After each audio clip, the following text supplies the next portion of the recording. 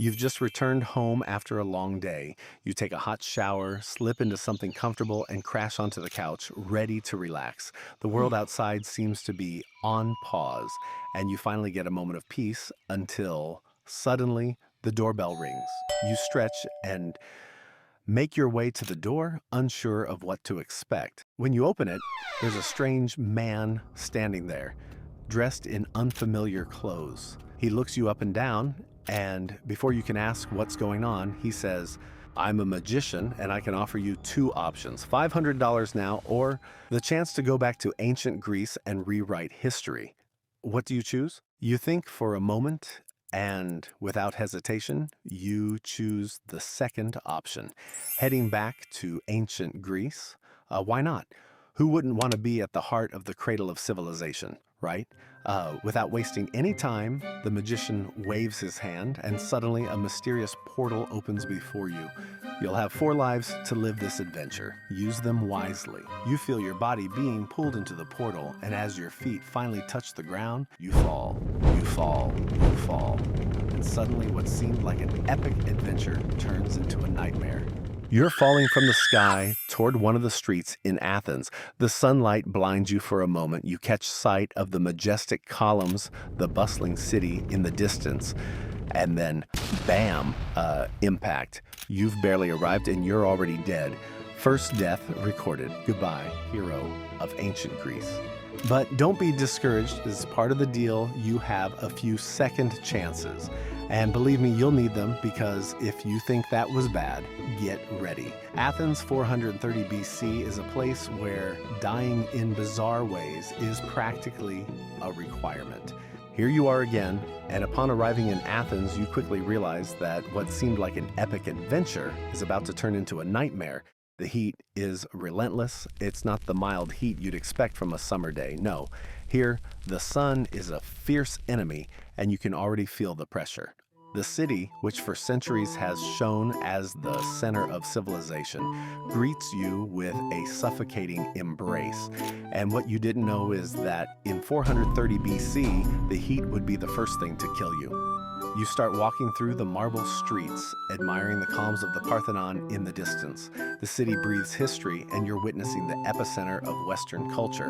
But oops, with every step, the ground feels as hot as a frying pan. Your skin starts to burn, sweat pours down, and then it hits you. Athens is not the paradise you imagined. Here, you die faster than anywhere else. You pass by bustling markets, trying to find refuge under the marble columns, but they're hotter than the sun itself. There's no escape. The city feels alive, yet it's slowly killing you. The heat starts to scorch your skin, and the sweat keeps pouring, weakening you more by the second. In the distance, you hear a lively conversation about philosophy, but your mind is too hazy to focus. You wonder, did Plato or Socrates ever think about the agonizing reality of living in a place where the sun was your worst enemy? There's no shade, no fan in sight, and no, you won't find a cooler box with ice-cold water on the corner. In fact, in the city of 430 BC, it's preparing for one of the greatest tragedies in history, the plague. But before that, you'll have already burned to death. Now imagine, you've just entered Athens, a city over 3,000 years old, yet still clueless about how to build a decent place to cool down. Athens may have been the center of human intelligence, but it was also a place where the heat was stronger than any philosopher. And no, this isn't a metaphor. The heat here is a silent killer.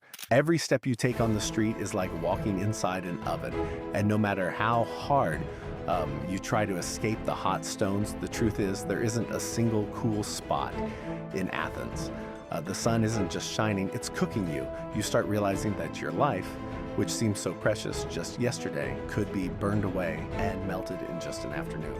You drag yourself through the streets, your vision starts to blur. People walk by you without noticing, as if the world keeps turning while you fall behind. With every step, your energy drains away and the heat continues to consume your body. You try to stay upright, but your legs start to fail. What seemed like an adventure is now turning into a painful and slow demise. Suddenly, you collapse onto the ground, the sun blaring down on you, and without even realizing it, you've become a statistic.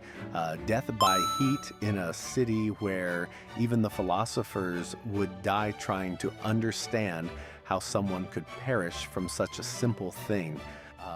In one last breath, you're gone, done for. Athens shows no mercy.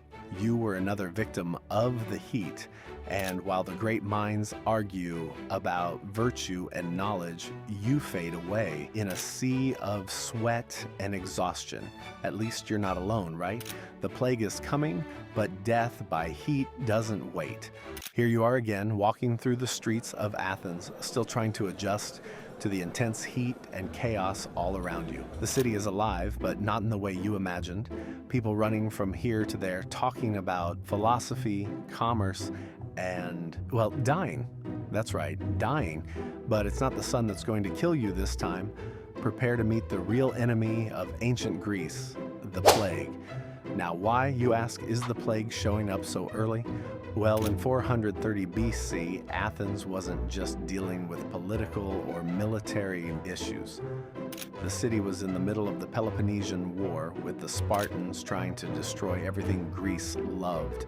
But what no one knew was that the true villain was about to invade the city, and it didn't need a sword. Suddenly, the air feels thicker, heavier, and you begin to feel a terrible headache. But you push through, ignoring the fatigue.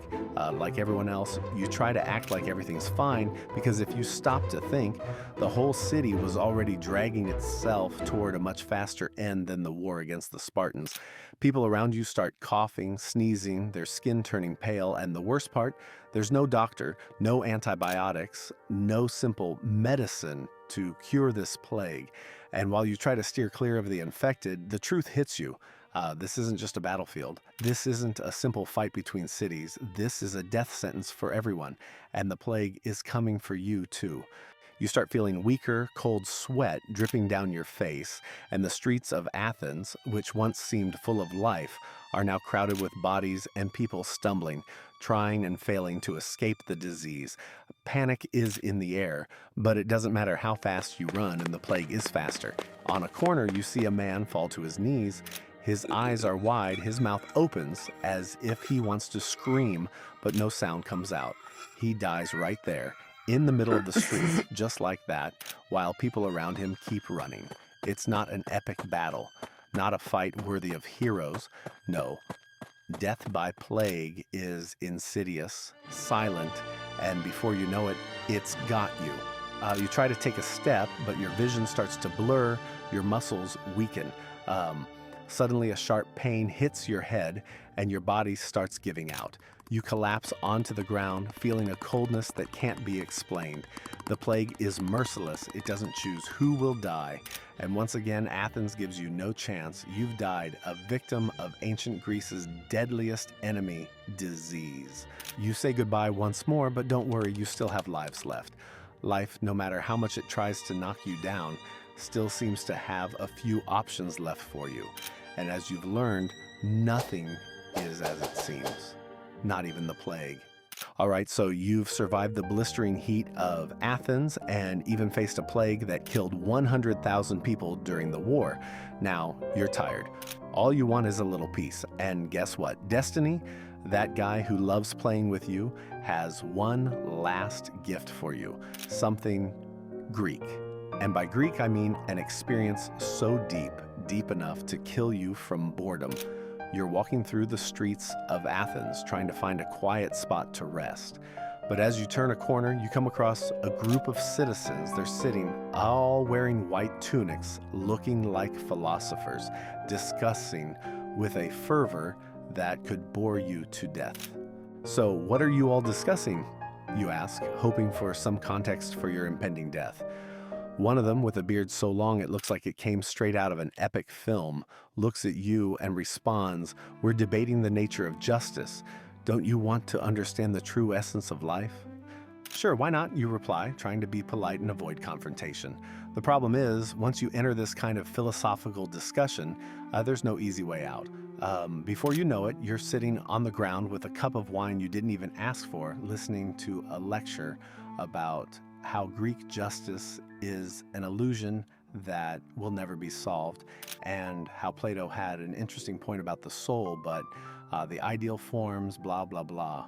As he goes on, you start wondering if life really has a purpose. Does a true path exist? Did Greek philosophy really prepare you to understand the complexity of existence? And more importantly, how are you going to survive this conversation? The answer, my friend, is simple. You won't. Time passes, you try to concentrate, but the words start to blend with the heat of the sun and the pain of boredom. Plato, Aristotle, Socrates. Who are these guys? And why suddenly are you thinking more about your stomach growling than about what they had to say? Finally, you try to interrupt the conversation and leave, but the philosopher with the long beard, now looking at you with pure disdain, grabs you by the arm and says, "Ah, you can't run now. We need to discuss the true nature of being. We can't just live our lives without understanding what it truly means to exist." At that moment, something magical happens. You can't take it anymore. The excessive philosophy, the heat, the plague, it all finally gets to you. Your brain starts to fry, and you find yourself thinking, please, anything but more philosophy.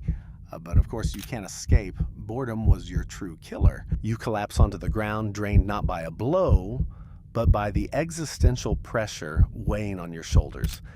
Death didn't come from a sword or the plague. It came from a good old-fashioned attack of philosophical boredom. And so you bid Athens farewell, not with an epic battle, but with an existential crisis you could never have foreseen. You, my friend, died from thinking too much. Congratulations, that was the most Greek death of all. Well, after all that adventure and dying, you've finally reached the end of your journey in ancient Greece. You've died from heat, plague, philosophy, and even fell straight from the sky into Athens. And guess what? Destiny still has some unique ways to take you down. You've been through it all, but the question remains, was it worth it? Ancient Greece seemed like an epic place to rewrite history and be remembered forever, but with so many creative ways to die, maybe you made the wrong choice, or maybe not. After all, it was quite the adventure. But now it's time to take that final step. Subscribe to the channel, leave a like, and comment below which death you thought was the craziest in this story, or which period in history you'd like to see here. And don't forget, just don't go to ancient Greece unless you really want to die in epic ways. Until next time, survivor, and next time, think twice before accepting a magician's offer.